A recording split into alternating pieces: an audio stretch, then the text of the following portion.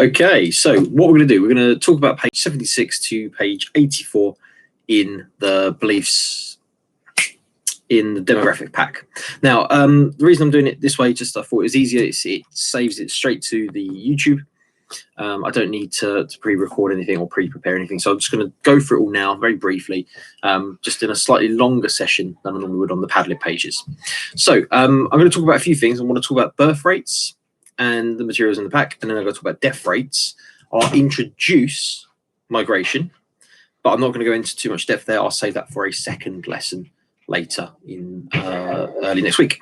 So I'm going to do my best to go through it and just hopefully just recap anything you're not sure about, and hopefully this will help with the pack. So we're going to start at page 76, and what you can see on page 76, you've got the key definitions for birth rate and fertility rate. Now, the definition for birth rate, I'm just reading it from my page up here, is the number of live births per 1,000 of the population per year. So for every 1,000 people in the population, this is the proportion of new births in relation to those 1,000 people.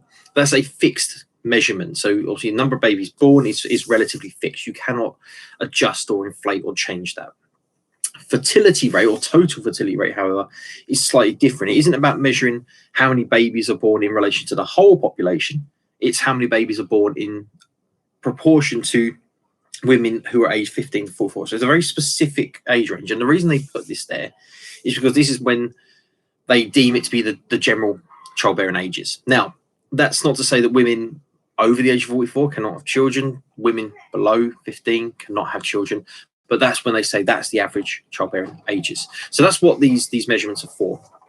So as you can see, you've got on the table in your pack, you've got birth rates, you've got fertility rate, you've got a few graphs there that all show the change in this demographic and these patterns.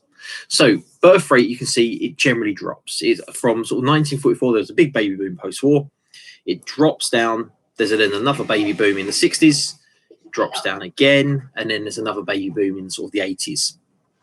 And it kind of carries on. And it's almost every sort of 20, 30 years there's this sort of slight increase. And I think that's probably a ripple effect, almost that big baby boom post-war. And then obviously those children are growing up having their own children, and subsequently that carries on.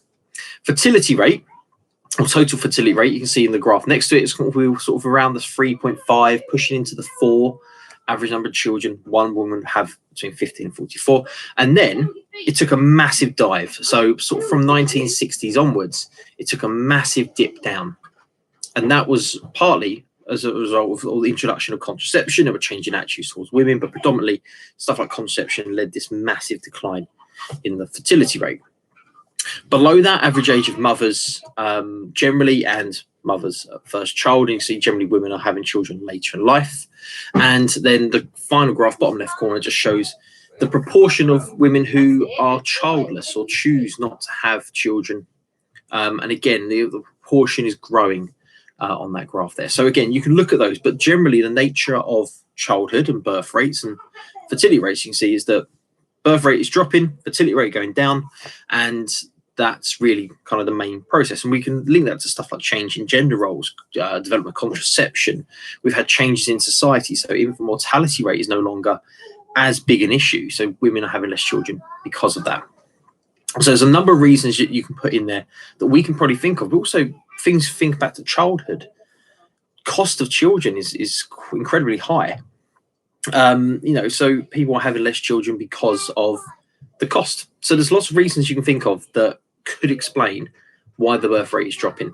We will explore some more as we go through the pack. You'll see some in a second, but generally these are some of the key ones we could reflect on. So I'm just going to put lines down a little bit. There we go. That's better. So if we look at the causes and then the consequences, and again, these are on page 77 in your pack. Now, page 77, the 4 causes of the fertility rate and birth rate dropping, they've got change in gender roles. That's one reason why they've dropped. So this is linked to women delaying children and having children later in life because they want to focus on careers, they want to focus on education. Women have chosen childless. We've got this increase, this attitude of, it comes a little bit later, but stuff like individualization, people having choice and freedom, flexibility in what they want to do.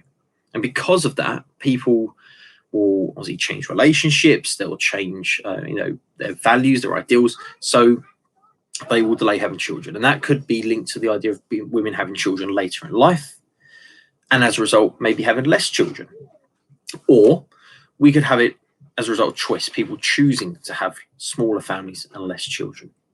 So that's one reason. And we could also link it, there are reasons like social policy change, like Equality Act, equal pay, equal opportunity, sexual discrimination. We've seen the rise of feminism. So there are so many other reasons we can link to change in gender roles, but particularly they will be some of the key ones. So think back to what we've seen in DDOL and all those changing attitudes that have taken place. Infant mortality rate is falling. Now, infant mortality rate is the number of babies that die before their first birthday per 1,000 live births per year. So ultimately, it's number of children or babies that die.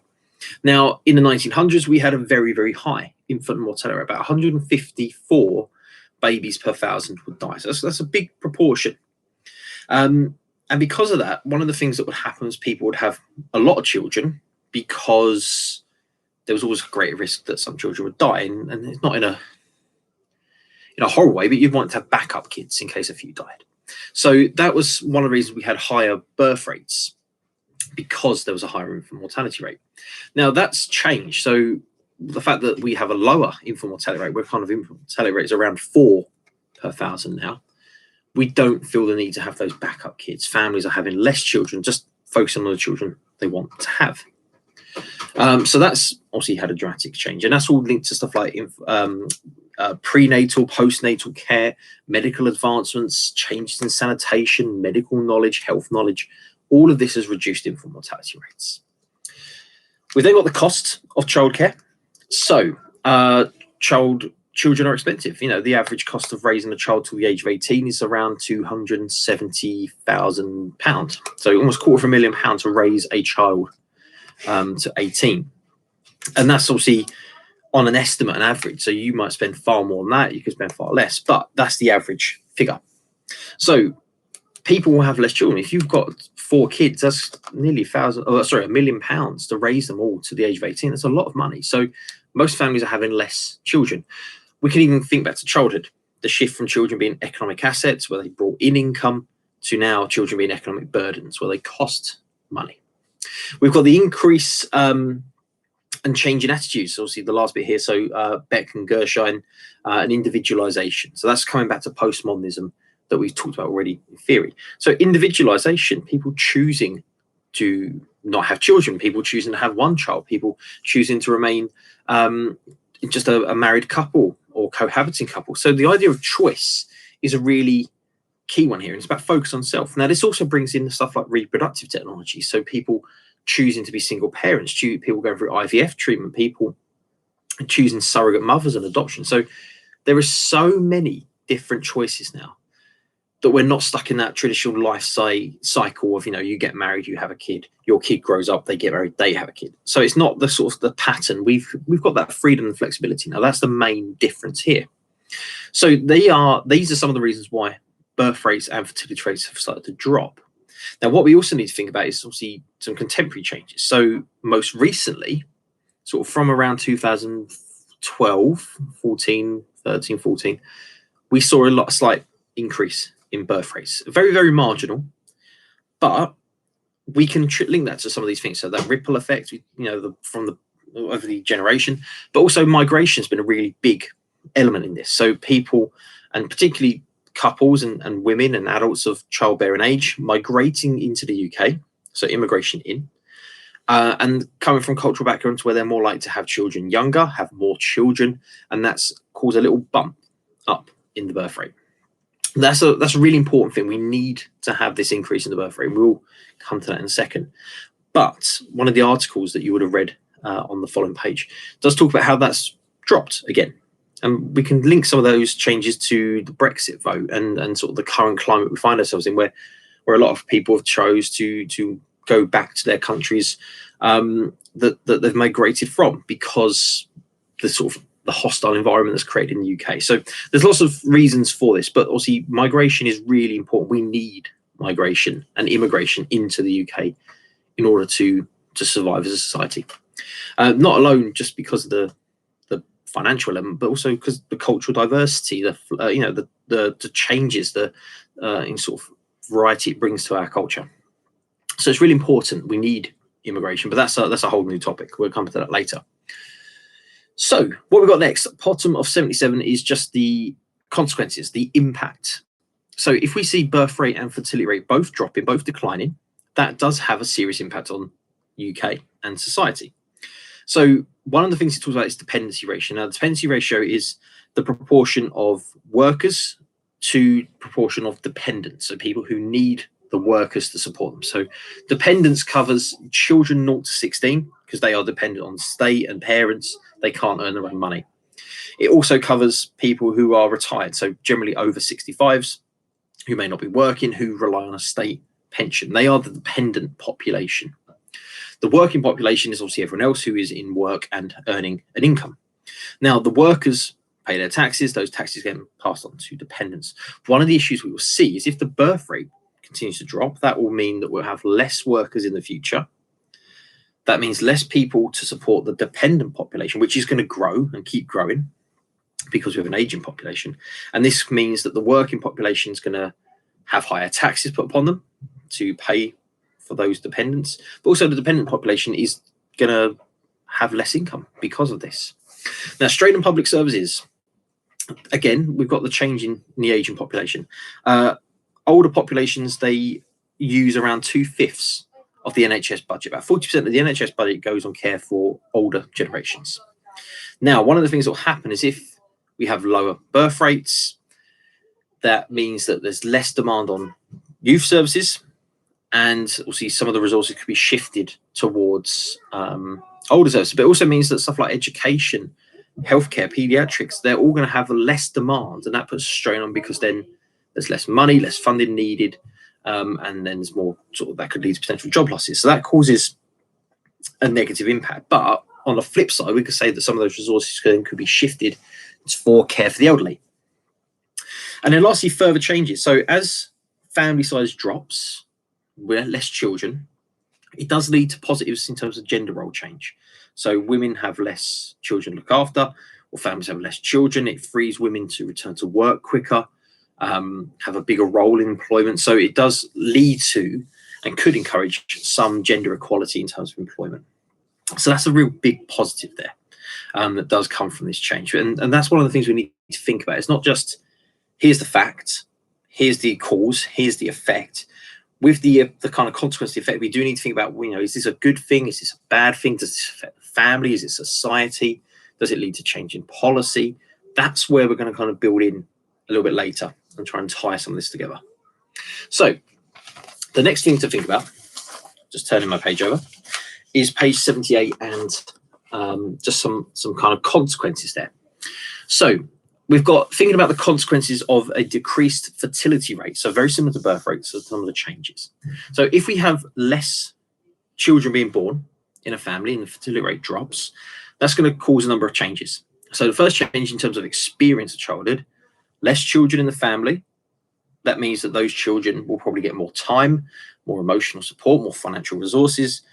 They're going to have a better relationship with parents. So that could be a positive, the child-centered family. However, if we've got own children, that could be a lonely experience. So children growing up without siblings, that could also be maybe less positive element. Relationships within the family. So we could talk about the idea of smaller families that could create closer relationships. That could improve it. The idea about extended family. If we've got an aging population, which is kind of linked to death rate, that's going to create beanpole families. Grandparents will be more likely to be involved. We could also see that potentially if we've got less children in a family, that they will get more attention from the extended family in the same way that they would from the core family. Roles in the family will change. So we're going to see greater negotiation in terms of gender roles between men and women because of the freedom that both partners have, because there isn't the childcare element as heavily needed. And lastly, family structures. So beanpole families. Again, these are going to change. So families will be smaller, less children per family. It's going to be quite tall and quite thin because of the aging population in combination with this. So it's not just birth rate being smaller that's going to cause beanpole families. It's also that we have a late aging population. And then with the article, again, it's a really interesting article on bottom of page 78. I would say definitely read it, but it says at the bottom, identify 3 reasons for a decreased birth rate. And as I sort of skimmed through it, I was able to pick out just a couple of reasons that I thought were particularly key here, and I thought they're worth ones flagging up. So first, it talked about the decline in birth rate to mothers not born in the UK. So this is what I mentioned earlier, the women who migrate into the UK and have children, and families that migrate in and have children. That figure has dropped. And that's the first time that's happened since the 1990s. So as I mentioned before, I think this is potentially contributed to Brexit and the Brexit vote. And that's one thing that we could say has caused the birth rate drop. I mean, it's a very minor drop, but it's still worth noting. Other reasons we've got changes for. So it talks about how women are having less children. So fertility rate or total fertility rate dropped from 1.76 to 1.7. So it's only a 0.34 decrease, or 3.4% decrease, but it still has an impact, and that's less babies that's causing the birth rate and the fertility rate to drop. It talks about how fertility rate drop has been seen in teenagers and couples in their 20s and 30s. So for teenagers, contraception is widely available. Education, employment, these are all key things for younger people. So teenage pregnancy is on the decline because in a lot of cases it's not an option. In people in their 20s and 30s, issues with affordable housing and getting on the housing ladder, practical issues like that, have also delayed childbirth. The only couple sort of area where it's not seen a dip is people over the age of 40 who, their fertility rate hasn't changed and is still fairly consistent, and partially probably because by the time you've hit that age, you're fairly established in employment, in housing, and in a number of areas. So they're kind of key things that are from that article and worth highlighting or noting and sort of being aware of. And then we're going to move on to death rate, just for our last little bit here. So hopefully another sort of 5-10 minutes or so. So with death rate, we're going to look at death rate, infant mortality rate, life expectancy, and aging population. Now, I've touched on aging population already. Life expectancy and death rate are the same thing. They have the same causes, the same consequences. It's just different ways of measuring the same process. So I will explain that in a second. And infant mortality, we touched on already, but again, we'll recap it. So there are the key definitions on 79, and I'll say read through those. They are a bit like birth rate. They're kind of quite factual definitions. It's death rate, number of deaths per 1,000 of population. So for every 1,000 people in the UK, how many people have died per 1,000? Now, one of the things about death rate is it's consistently dropping. And we could say when we look at the death rate, it's half. So death rate is normally about 9 per 1,000 at the moment. In the 1900s, it was 18 per 1,000. Now, the number of people on average dying per year is fairly consistent. Natural change and deaths per year, that hasn't massively changed. But the reason the death rate has dropped and halved is more the fact the population has doubled. So, we have a population of 66, 67 million in the UK. Sort of around the 1900s, the population in the UK, if I remember, is somewhere around the sort of 30 million. So our population has doubled in the last sort of almost 120 years. So the death rate has dropped massively, but the number of people dying per year has not changed. It's just the proportion of people that's measured by. Infant mortality rate, number of babies that die before their first birthday, that's consistently fell. And we mentioned that already.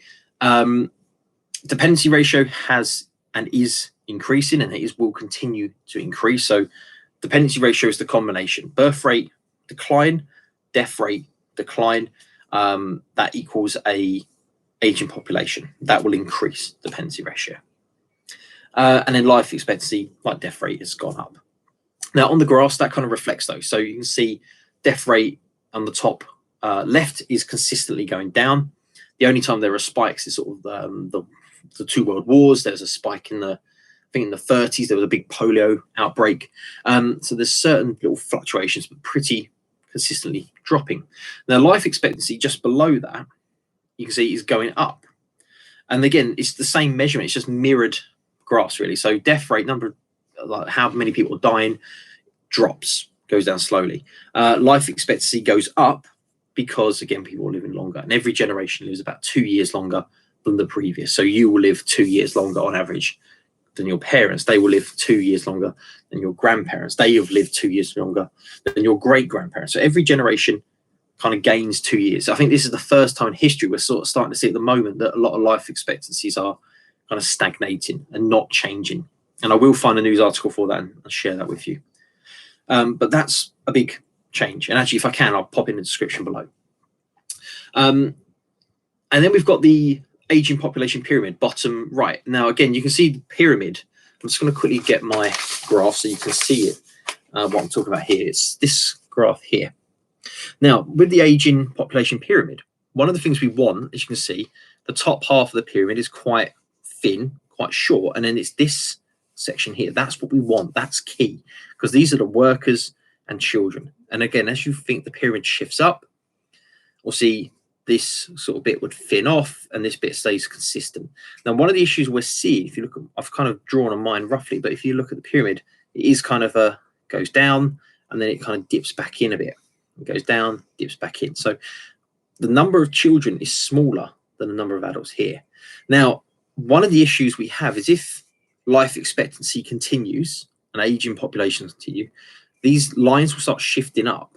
And if we keep living longer, rather than thinning off as it does, this big chunky block, which is kind of the 40s and 50s year olds, will kind of just keep shifting up and up and up. And then we'll end with a bit of a V. And what happens is that's when we start to see problems. If the graph, rather than, it needs to really be a pyramid and it will become a block. And the best example of that is on the next slide. See if I can turn my page without ripping my pack apart.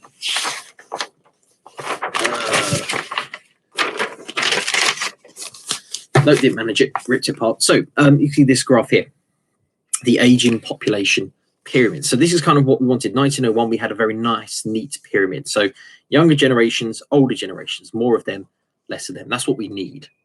The 2001 model, still a pyramid, still kind of thinner at the top, gets a bit bigger, but then it sort of thins out. That's slightly problematic. And what the 2033 prediction is that we're in this block. And what Hirsch says is that if we hit this block and we have what he calls becomes less of a pyramid and more of an equal sized block. And that's where we start to see problems in terms of aging populations, dependency ratios. We need to have more young, block the camera, than we do old. So that's a key change that's taking place. Below that is a really good article. It's just talking about the postcode lottery and how early death rates are kind of based on your income and where you live. So where you live in the UK, north-south divide has a big impact. Your income, whether you're rich and poor, gender has a role, your social class, your ethnicity. All of these affect your life expectancy. And again, that's why this is a really interesting and important topic area. So do have a read of that article. There's also a really, really good, I think it's a Panorama documentary called Get Rich or Die Young, which if I can, I'll pop a link for that in the description below as well. Do make sure you've watched that. That's, I think, is a really good documentary that kind of sums up this class and region divide in terms of life expectancy.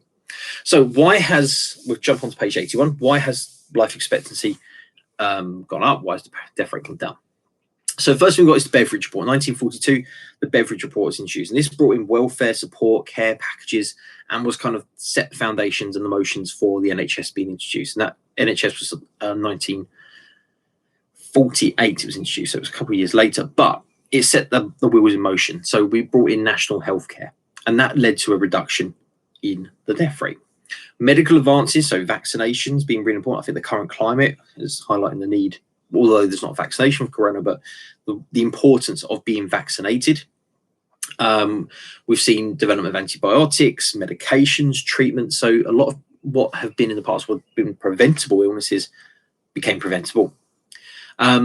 Improved hygiene and sanitation. So, we're cleaner. The streets are clean. We have safe water. I say pollution is really important in here. Although we're not pollution free, but that's probably the changes that we're seeing more pollution. But that's those kind of environmental factors. I think when McNown talked about the sanitation change and how this is important. He was, some of the things he talked about was, 1900s, people drinking water out the Thames at the same time where people are dumping sewage and animal waste and dead bodies and all sorts in it. So, it's not surprising people got sick. We've got improved maternity care as well. So prenatal, postnatal care, this is all reduced infant mortality rate. And that's really important, again, for the death rate coming down. But it also has an impact on birth rate in itself. And then lastly, it sort of talks about how this has led us with an aging population. So what are the pros and the cons? And I've got a rough list. And again, you may have come up with your own, so that's absolutely fine.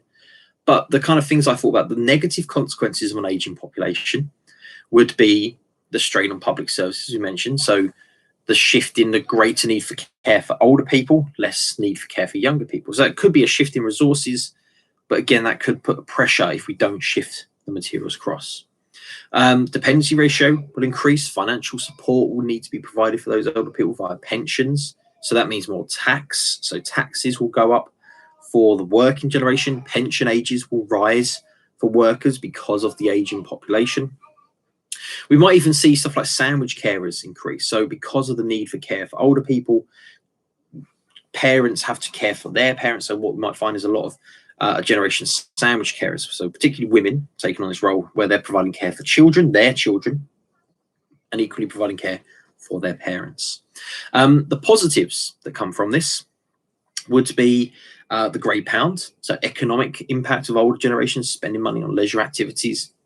We'll see the growth in beanpole families with older generations involved that can provide free childcare and being involved in children's lives. So and sort of the relationship element, and also maybe linked with that gender role. So children getting their grandparents provide free care, that changes gender roles and benefits women in the long term. So there's lots of different effects that we could see. And then just sort of some of the social policies kind of listed at the bottom, page 81 for you. So one of the things you mentioned, all these policy change, demographic change, birth rate, death rate, they lead to policy change. Some of the policies that were introduced because we have an aging population, because death rates are dropping, life expectancy rising. We've seen stuff like the pension age going up. We've seen the bedroom tax introduced and care in the community program. So again, the idea being that elderly need family support rather than governmental support. So again, that shift, the kind of new righty approach of, cut back on healthcare provided by the government and push the care onto family. And that's all having an impact on family relationships. And last but not least, just the consequences of these changes. So I'll just pop that here. So the consequences of the changes we've seen. So dependency ratio, as I mentioned, will go up. Pension age will rise and the value of those pensions will drop. NHS will see greater demand on services. So 40% of the NHS budget is provided care for the elderly or older generations. That will go up. And so that will need to be, sorry, my pack just fell down, need to be shifted. We'll see changes in the family. So the structure of the family, so more beanpole families. We might even see more individualization. People live longer life expectancy. So we're going to see more serial monogamy, more reconstituted families, more single, it's going to change the family structures, more single parent families, for example. So as people live longer, they've got more choice, more diversity. They don't need to get married, have kids, and live happily ever after, or just live ever after. They can do what they want. They can change. We all might see remarriage as well in the older generations, in their sort of post-60s. A lot of remarriage there. So, but that's more for later.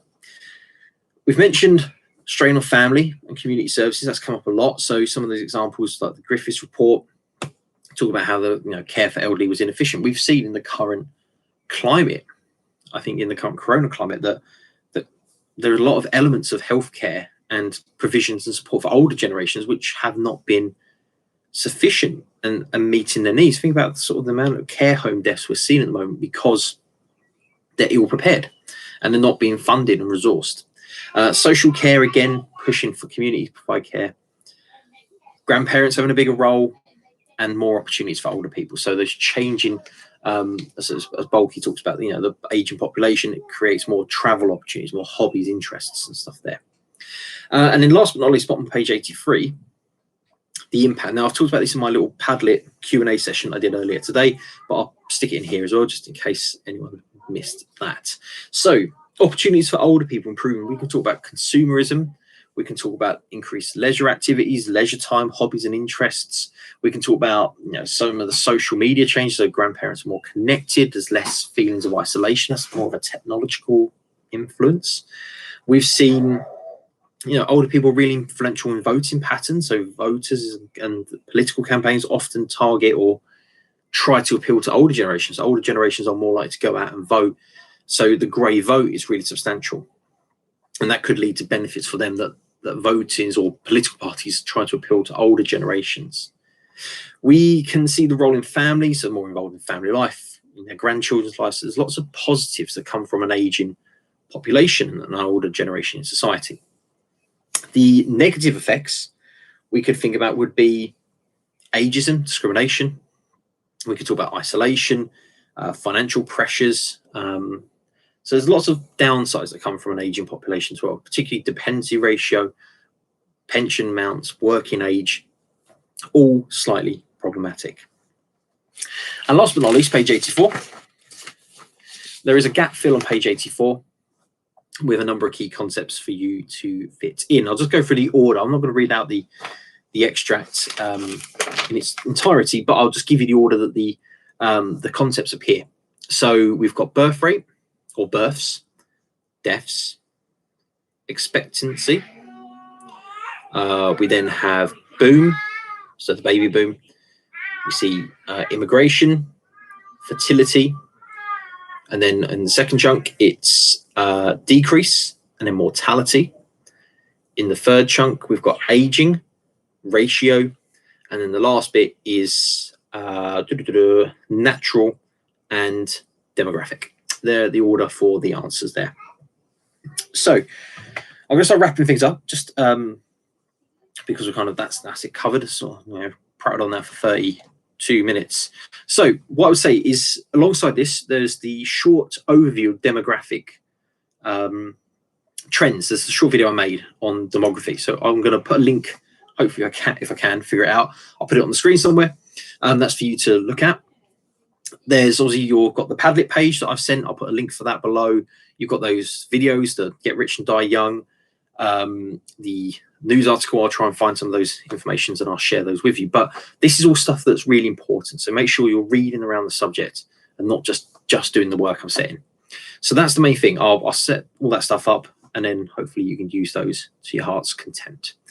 What I will do, if this is helpful, either give me an email or like it, or I've got a discussion tab on my page now, so on my channel. Now I'm being all YouTubey. Put a little comment. Just let me know if this is helpful, because I can do I intend to do a second part 2, but I will try and do some more if this is any help to you. I know this is a weird situation working in lockdown, so do let me know what's happening with you guys.